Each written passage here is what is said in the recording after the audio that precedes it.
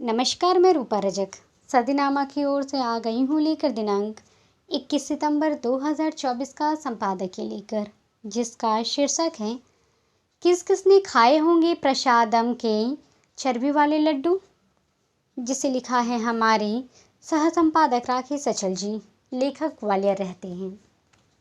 आज का हमारा विषय प्रसादम के चर्बी वाले लड्डू को लेकर है। एक जानकारी के मुताबिक मंदिर में प्रसादम के लड्डू बनाने के लिए हर 6 महीने में 1400 टन घी मंदिर में लगता है। सरकार बीते 50 साल से कर्नाटक कॉरपोरेटिव मिल्क फेडरेशन रियायती दरों पर ट्रस्ट को घी दे रहा था। 1 जुलाई 2023 में कंपनी ने कम रेट में सप्लाई देने से मना कर दिया। जानते हैं इस संबंध में आगे क्या कहते हैं हमारे संपादक महोदय। देश की सियासत में ही गिरावट नहीं आई है, बल्कि कारोबार में भी गिरावट आ गई। भारत के सबसे अमीर माने जाने वाले तिरुपति मंदिर के प्रसादम हेतु बनाए जाने वाले लड्डू भी इस गिरावट के शिकार हो गए हैं। लड्डू बनाने वाले इनके निर्माण में देसी घी के बजाय चर्बी का इस्तेमाल करते आए हैं। अब इसकी पुष्टि भी हो गई है, लेकिन न भगवान तिरुपति इन अधम लोगों का कुछ बिगाड़ पाए हैं और न आंध्र प्रदेश की सरकार इनका कुछ बिगाड़ पाएगी। हाँ, प्रसादम के लड्डुओं की अपवित्रता को लेकर राजनीति अवश्य होने लगी है। आपको बता दूं कि तिरुपति मंदिर में शुद्ध देसी घी के रोज़ 3.50 लाख लड्डू बनते हैं। आंध्र प्रदेश के मुख्यमंत्री और TDP supremo N Chandrababu Naidu ने बुधवार 2 दिन पहले जगनमोहन रेड्डी के नेतृत्व वाली पिछली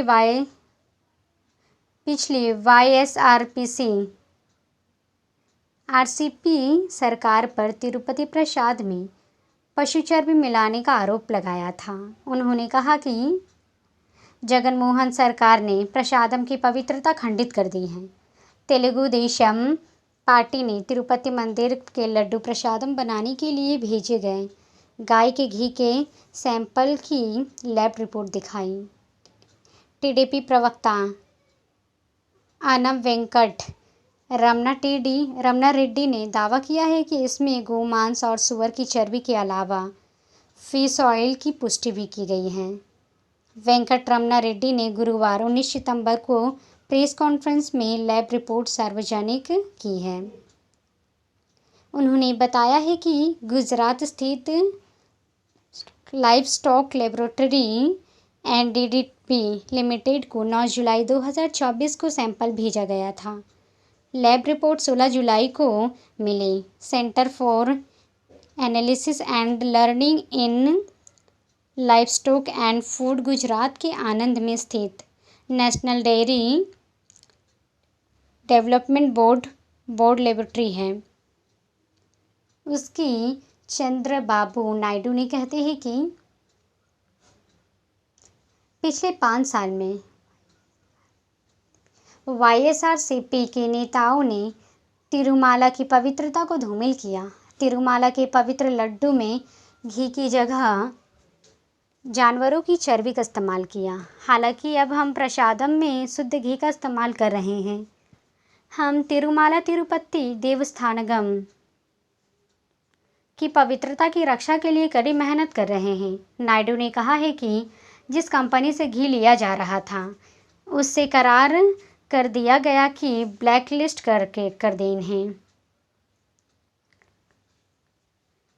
मामले की जांच विजिलेंस को सौंप दी गई है। 1 साल पहले ही कंपनी को सप्लाई का टेंडर मिला था। लड्डू में चर्बी कांड उजागर होने के बाद कांग्रेस नेता और जगनमोहन की बहन शर्मिला ने सीबीआई जांच कराने की मांग की है। एक जानकारी के मुताबिक मंदिर में प्रसादम के लड्डू बनाने के लिए हर 6 महीने में 1400 टन घी मंदिर में लगता है। सरकार बीते 50 साल से कर्नाटक कॉरपोरेटिव मिल्क फेडरेशन रियायती दरों पर ट्रस्ट को घी दे रहा है। जुलाई 2023 में कंपनी ने कम रेट में सप्लाई देने से मना कर दिया, जिसके बाद पिछली जगन सरकार ने 5 दूसरी फर्मों को सप्लाई का काम दिया। इसी साल 17 जुलाई को राष्ट्रीय डेयरी विकास बोर्ड की फूड लैब कॉल्फ ने बताया कि तिरुमाला के लड्डुओं में पशु चर्बी, मछली तेल से बने घी का इस्तेमाल हो रहा है। जांच में एक फॉर्म का घी मिलावटी मिला था। इसके बाद जुलाई में तिरुमाला ट्रस्ट के ईओजेजे श्यामवाला राव ने बैठक कर लड्डुओं के नमूने फिर जांच करने के लिए प्रयोगशाला भेजा। अब इसकी रिपोर्ट नायडू ने उजागर किया। इसमें पता चला है कि घी में बीफ, फिश ऑयल और सुअर की चर्बी मिलाई गई थी। तिरुपति मंदिर दुनिया के सबसे लोकप्रिय और अमीर धर्मस्थलों में से एक है। यहाँ हर दिन करीब 70,000 श्रद्धालु भगवान वेंकटेश्वर स्वामी के दर्शन करने आते हैं। इसका प्रशासन तिरुपति तिरुमाला देवस्थानम संभालता है। मैं कोई 2 दशक पहले इस मंदिर में गया था। मैं भी प्रसादम के कुछ लड्डुओं की पैकेट लेकर आया था। उस समय के लड्डुओं में चर्बी थी या नहीं ये मुझे पता नहीं। मैंने उन लड्डुओं को खुद खाया और अपने नाते रिश्तेदारों को भी खिलवाया। इस मंदिर परिसर में बनी रसोई कोई आज की नहीं बल्कि 300 साल पुरानी है। इसे पोटू कहते हैं।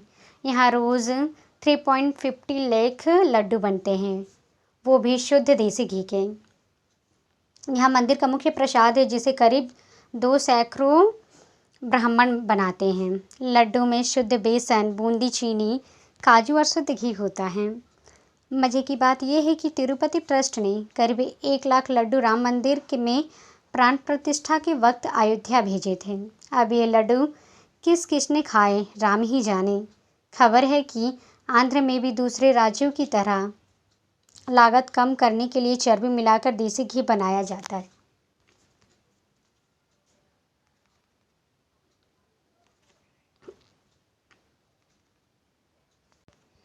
मज़े की बात यह है कि आंध्र प्रदेश की टीडीपी सरकार ने घी सप्लाई का काम 29 अगस्त को केएमएफ को फिर से दे दिया था।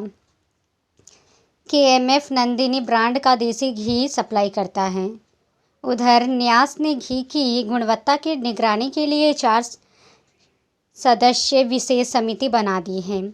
अब गौर करने की बात यह है कि एनबीएल घी में चर्बी की मिलावट की बात मानने को राज़ी नहीं है। उसके अधिकारियों का दावा है कि कुछ शुद्ध घी में कभी भी चर्बी का इस्तेमाल नहीं होता।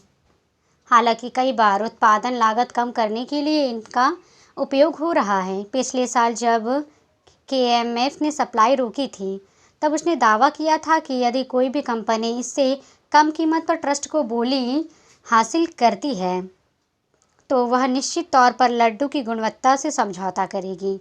इसका प्रभाव प्रसादम पर देखने को मिलेगा।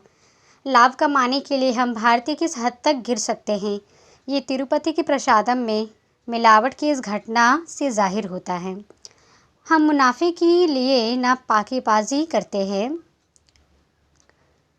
हम मुनाफे में पाकीज़गी नहीं करते और न देखते हैं और न भगवान से डरते हैं। इंसान से तो डरने का सवाल ही नहीं उठता। अब यदि आपने भी ये प्रसादम खाया हो तो जाइए किसी पंडित से मिलिए और प्रायश्चित कीजिए, क्योंकि सरकारें तो प्रायश्चित करती नहीं हैं, फिर चाहे वो जगन सिंह की सरकार हो या चंद्रबाबू की। सरकारों का काम तो सिर्फ मुनाफा कमाना होता है। भगवान वेंकटेश्वर सबकी रक्षा करे।